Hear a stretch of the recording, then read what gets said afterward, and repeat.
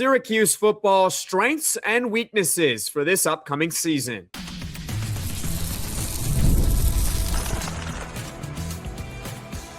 You are Locked On Syracuse, your daily podcast on the Syracuse Orange. Part of the Locked On Podcast Network, your team every day. Hi, everyone.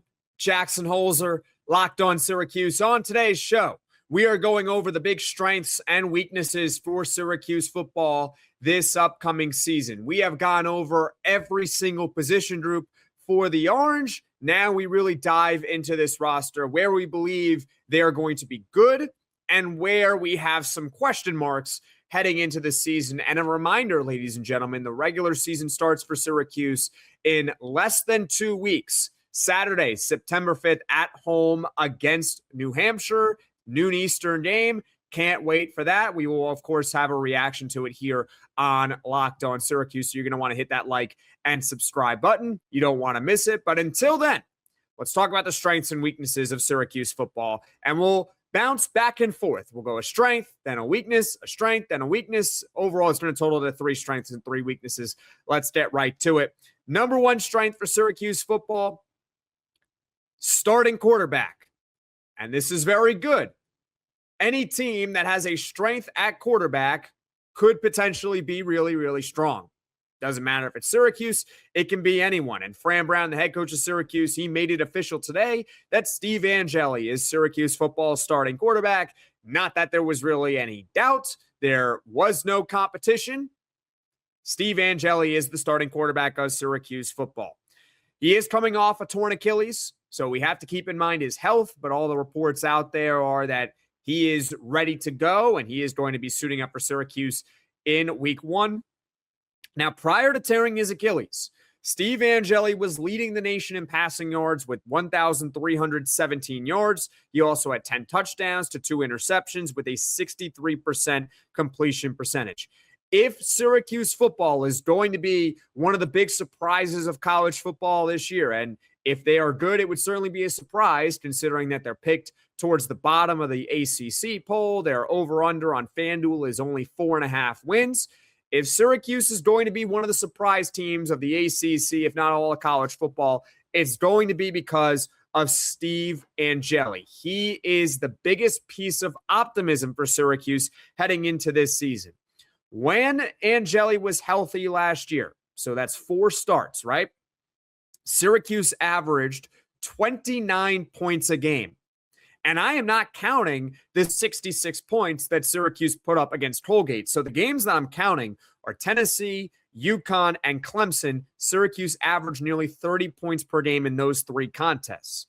Following his injury in week 4 against Clemson, Syracuse failed to reach 20 points at any other game that year. And they only averaged 11 points per game. So you see the impact that Steve Angeli had on this offense. When Angeli was healthy, this was one of the better offenses in the ACC, if not the entire country. As soon as he got hurt, it became one of the worst offenses in the country. And that is not exaggeration. Angeli was worth about 3 scores for the Syracuse team last year. He is Syracuse's ultimate X factor. If he performs well, like we saw in those first 4 games of last year, then he is going to keep Syracuse in most, if not all, of the games on their schedule. I'm not saying that Syracuse is going to go 10-2, 11-1, or 12-0, or anything like that per se. What I'm saying is, if you're getting a Steve Angeli that is performing at a really high level, an all-ACC caliber quarterback, then he's going to keep Syracuse in the game because Syracuse is going to score a lot of points. And they are going to have opportunities to win most of the games on their schedule. I think the only one that's going to be extremely, extremely difficult to win is Notre Dame, and that's the final game of the year. But every other game, if you have the Steve Angeli like we saw in the first 4 games of last year, they're going to have a shot. They may not win every single game they play, but they will have a chance because of Steve Angeli. Do you believe that Steve Angeli can carry Syracuse to a bowl game? Comment your thoughts right now in the comments section below. Perhaps he can do a little bit more than that for Syracuse this season. He is the biggest piece of optimism and one of the big strengths for Syracuse football. Now let's go to a weakness for Syracuse. As I scour the roster, I can't help but think that this defensive line is a little bit concerning. Now, Keyshawn Johnson has a chance to elevate the unit pretty much all on his own. We saw Fadil Diggs have that similar effect with Syracuse in 2024, where it was Fadil Diggs, and yes, they did have Murad Watson as well, but it was not a great defensive line, but you had some elite talent that was mixed in there. So back to Keyshawn Johnson. He is expected to be Syracuse's top pass rusher. He's coming off a ridiculous season at UT Martin, albeit it was the FCS level, 13.5 sacks, over 20 tackles for loss. However, this is a unit that, at least on paper, they don't seem to have a lot of high-end talent, and the depth is just depth. It doesn't seem to be all that good. Tamishi Adalea had 6 sacks for UNLV in the Mountain West last year. Now he's in a tougher league. He's a penalty machine. Fortunately, I don't think he's going to be the main guy that Syracuse relies on for a pass rush. I think that's going to be Keyshawn Johnson. But still, I have concerns about him performing. Interior defensive line does not really feature anyone that would stare an opposing offense. Could I be wrong? Absolutely, but it just does not look very good. Yes, Dylan Fontes, the transfer from Maryland, he does bring veteran experience. He played 36 games when he was with the Terps, but let's not pretend that he was playing at an all Big Ten level when he was over at Maryland. I would love it if he elevated his play now playing in the ACC, and the ACC is a bit easier of a league than playing in the Big Ten, but you can't necessarily bank on that with Dylan Fontes. If this defense performs well this season, it's going to be for a few reasons. You have a new defensive coordinator with Vince Karras. We'll get to the elite secondary, mainly the top 2 corners later on in this show. I think the linebackers have a chance to be really, really impressive. And also Keyshawn Johnson having a really big year for Syracuse, carrying that pass rush. But I doubt that Syracuse's defense is going to be strong because they all of a sudden have the second coming of the Steel Curtain. So to recap the first segment here of this show, I think that starting quarterback, headlined, of course, by Steve Angeli, is a big strength for the Orange, and he can keep Syracuse in most games that they play this season. But one of the big question marks, one of the big weaknesses for Syracuse is that defensive line. I am hoping that the unit can at least just be average. I think if they are an average defensive line, that is a huge win for this team. But right now on paper, it looks like a below average unit in the ACC. Agree with me on that? Disagree with me on that? Comment your thoughts right now in the comments section below. Coming up here on Locked On Syracuse, we'll continue going over Syracuse football strengths and weaknesses.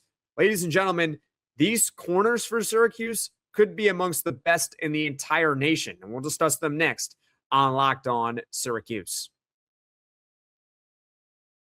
Before the NFL season kicks off, everyone is making predictions. Who wins the division? Who makes the playoffs? Who is lifting the Lombardi Trophy when the season is over? On Kalshi, America's #1 prediction market platform, you can trade those predictions in a live market. The New York Jets have not made the playoffs since I was in 3rd grade, and that is not hyperbole.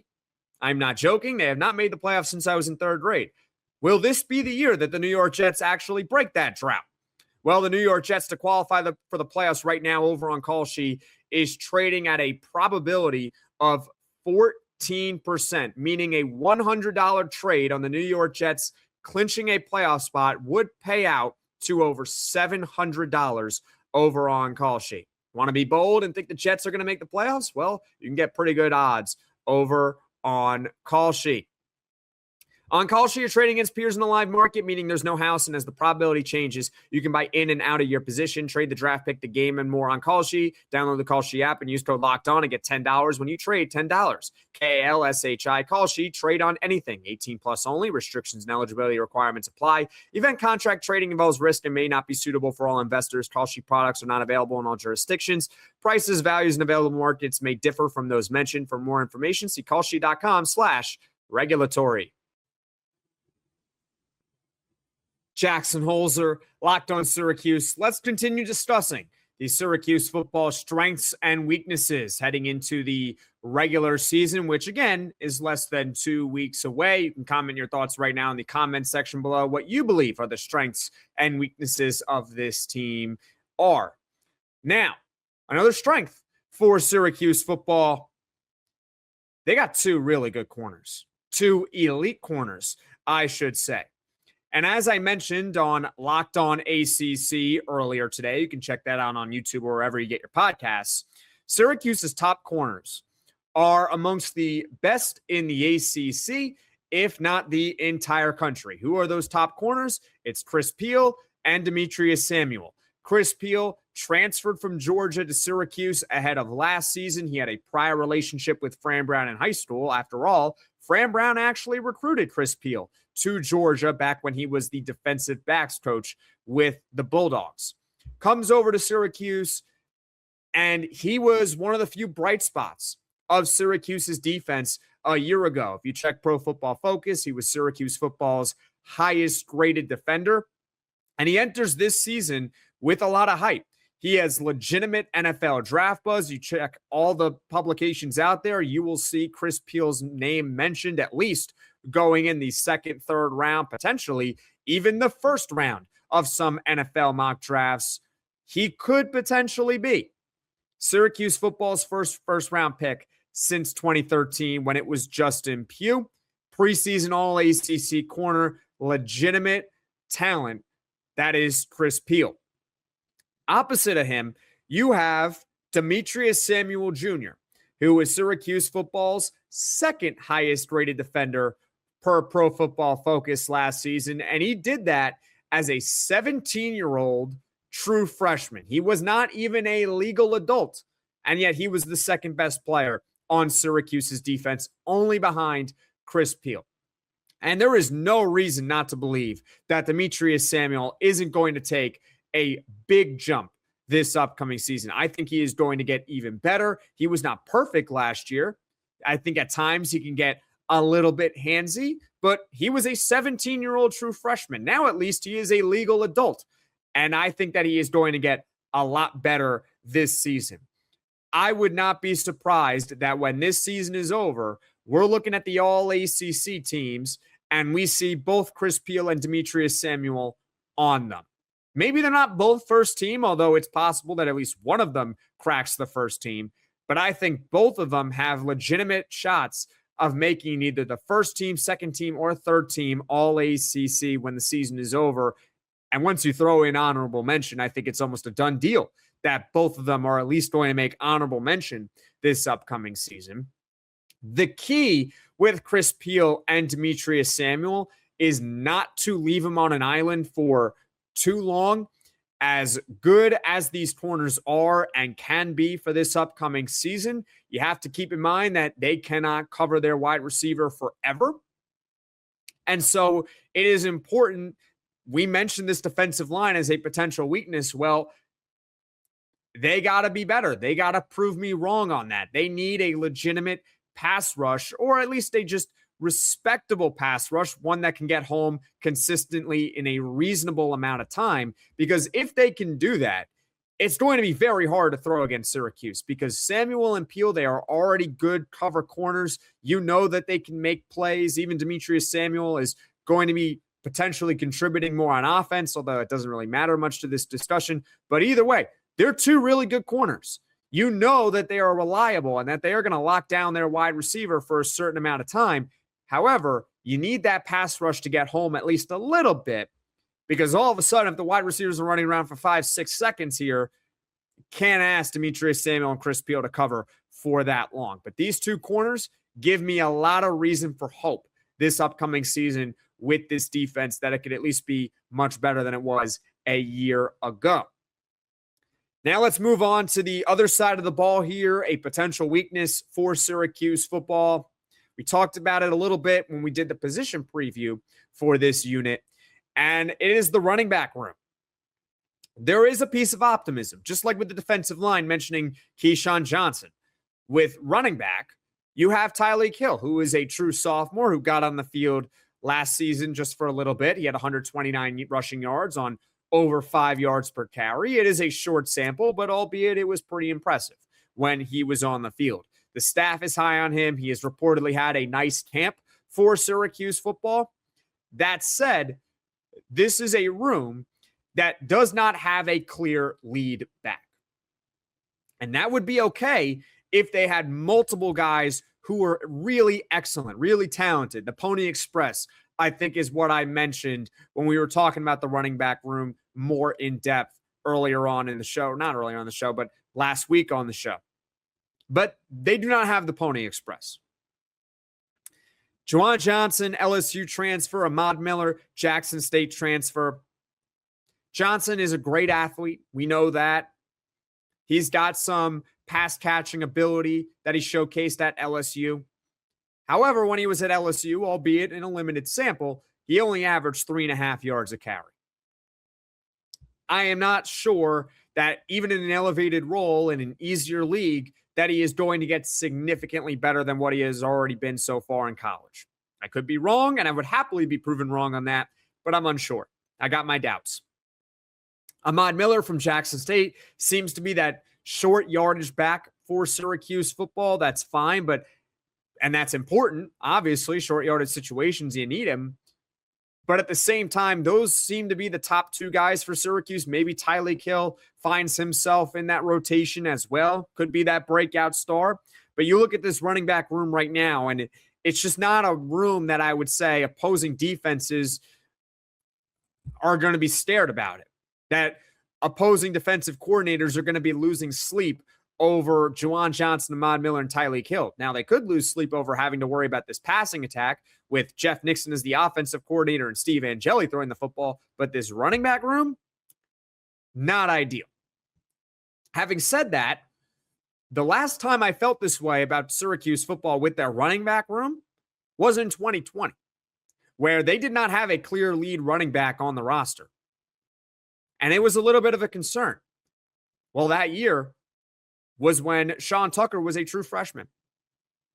And especially towards the back half of the season, it seemed like he was only getting better. And by the time he got to his sophomore year, boom, he exploded. He set the Syracuse football single season rushing record. That was in 2021. So again, the last time I felt this way about the running back room was in 2020. And that's when Sean Tucker started to emerge for Syracuse football. So what I'm saying here is that there is opportunity for someone to step up. That as much as I have my doubts about the running back room, the opportunities are there. Maybe it is Tyreek Hill. Maybe he becomes that breakout star. Or Juwan Johnson ends up surprising me or surprising you. Or Ahmad Miller ends up having a breakout season for Syracuse football. But at least for right now, I look at this running back room and I say it does not stare opposing defenses, and it is a weakness for Syracuse football. Agree with me on that? Disagree with me on that? Comment your thoughts right now in the comment section below. Coming up here on Locked On Syracuse, we will round out the strengths and weaknesses of Syracuse football and go over some other position groups that I believe could go either way for the Orange this season. So stick with me here on Locked On Syracuse. Running a business shouldn't feel like you're trying to connect a bunch of systems that were never designed to work together. One app for accounting, another for inventory, another for sales, and somehow none of them talk to each other. That's where Odoo comes in. Odoo is an all-in-one business management software that brings every part of your business together in one powerful platform. From sales and accounting to inventory and marketing, everything works in one place. Odoo is one platform to manage, grow, and scale your business. The best organizations know that success isn't just about talent. It's about having everyone working toward the same goal. And that's true in sports, just like it is in business. And there's one recent move for Syracuse football, and I'm sure we're all aware of, that everyone was aligned and it worked out in pretty big way for Syracuse football. Of course, 2024, they got Kyle McCord out of the transfer portal. He had a prior relationship back to his childhood days with Fran Brown, who was the new head coach of Syracuse. Everything worked out. Syracuse needed a quarterback. They needed a leader. It ended up being Kyle McCord transferring from Ohio State, and Syracuse took off in 2024, winning 10 games. Great organizations win because operations matter, and that's why you should get Odoo. Try for free today, odoo.com/lockedon. That's odoo.com/lockedon. Jackson Holzer, Locked On Syracuse. Let's continue discussing the Syracuse football strengths and weaknesses for this upcoming season. Number 3 strength for the Orange, special teams. I actually love Syracuse's special teams heading into 2026. They brought in a new special teams coordinator, Alex Bayer, and he's got a pretty impressive resume. In 2024, he was a Broyles Award finalist, which is given annually to the nation's top assistant coach. So you got a new special teams coordinator with a proven track record of success. Tripp Woody, the kicker, he is back with Syracuse, and he was really good last season. 12 of 14 field goals, and I think he would have had more field goal attempts if the offense was better. But in his limited amount of kicks, he was pretty impressive. 12 of 14 is 86%, nothing to sneeze at. He had a long kick of 49 yards, which we mentioned on the show yesterday, and that was against Clemson and how impactful that kick was. And I believe that he is more than capable of hitting kicks from 50-plus yards out. So he's back with the team. Jimmy Gregg is the new punter for Syracuse football in all likelihood, and he is taking over for Jack Stonehouse, who was a very impressive punter in his own right. But Jimmy Gregg, speaking of him, I mentioned this on the show yesterday, but for the class of 2026 on 24/7 Sports, he is the #1 punter in the country. And for the return game, doesn't seem like Syracuse knows exactly who it's going to be right now, but they got a lot of guys that seem capable of being a quality kick returner and or punt returner. So overall, this special teams room, from the coaching to the personnel, I think is one of the big strengths for Syracuse football this season. I think it's going to be really solid. And don't underestimate the impact of special teams. I know it's easy to sit here and laugh at me or laugh at anyone that tries to tell you about how good the special teams is. I'm not saying that because they have good special teams, now they're going to win 10 games. Not saying that. But special teams are important. Obviously, with the kicking game, with punting, with field position. Last year, one of the big impact plays in the Syracuse-Clemson game was after Syracuse drives down the field on the first possession and scores a touchdown, they do a surprise onside kick, and they got it. Special teams are very, very important. They're often overlooked, but they can often swing games in either direction.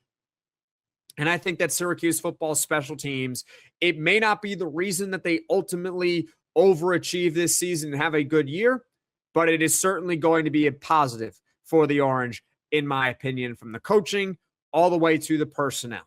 Last weakness for Syracuse football, and this one I think is going to ruffle some feathers, but that is okay.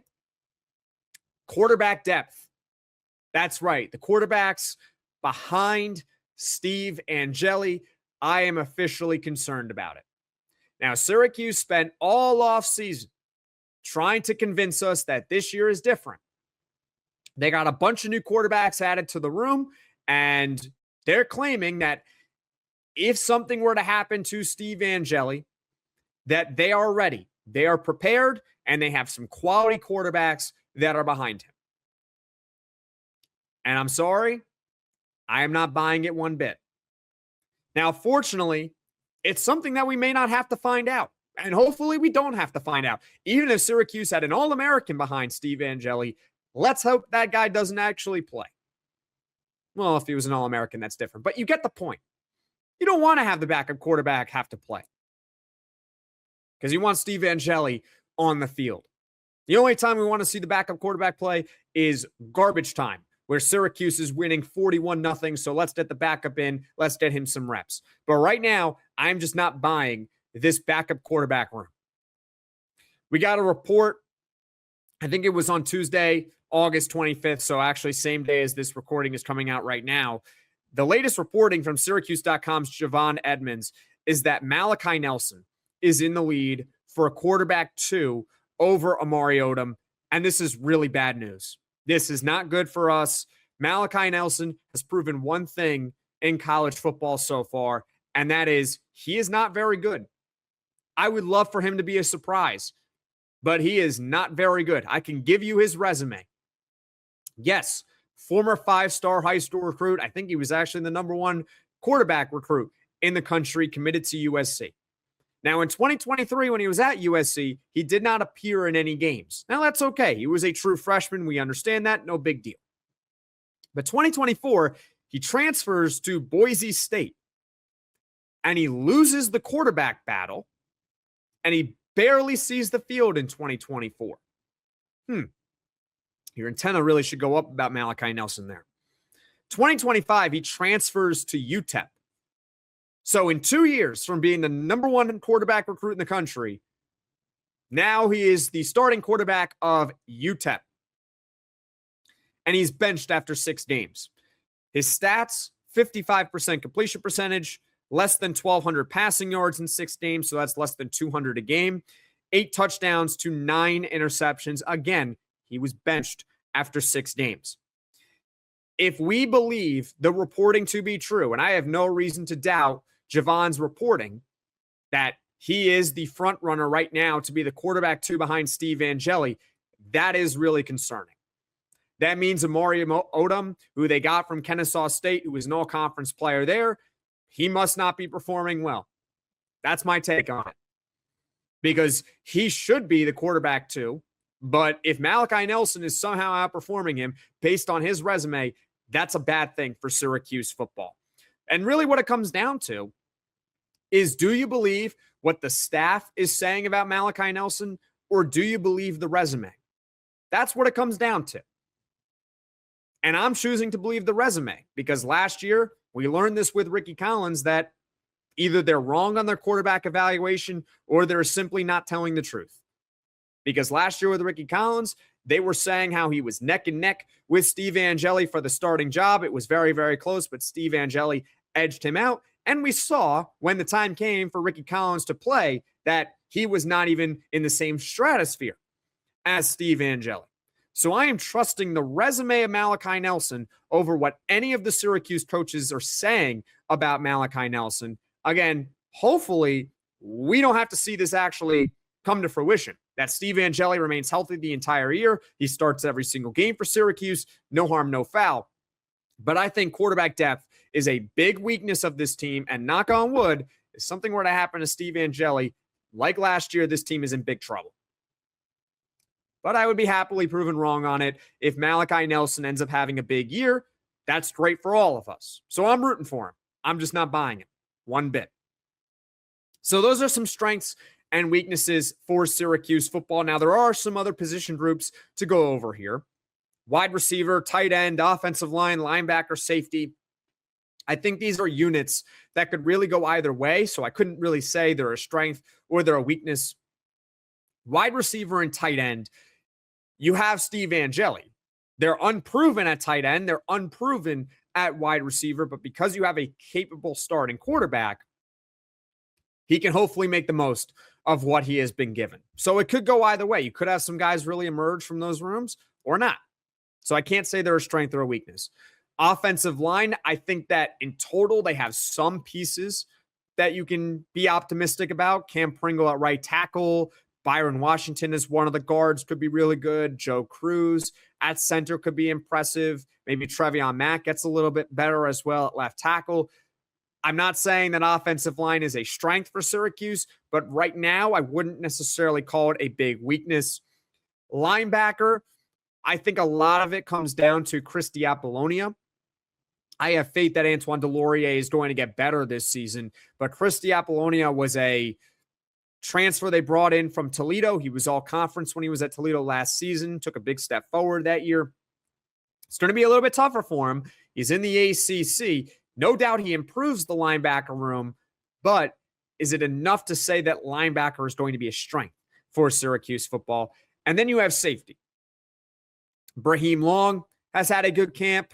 Cornell Perry. There's others in the mix as well. I think Davion Kerr as well. We mentioned as someone who could play safety for Syracuse this season. There's potential there, and it helps that you have 2 top corners, but I can't go and say it's a strength or a weakness just yet for Syracuse football. Where would you sort those position groups? Feel free to comment your thoughts right now in the comment section below.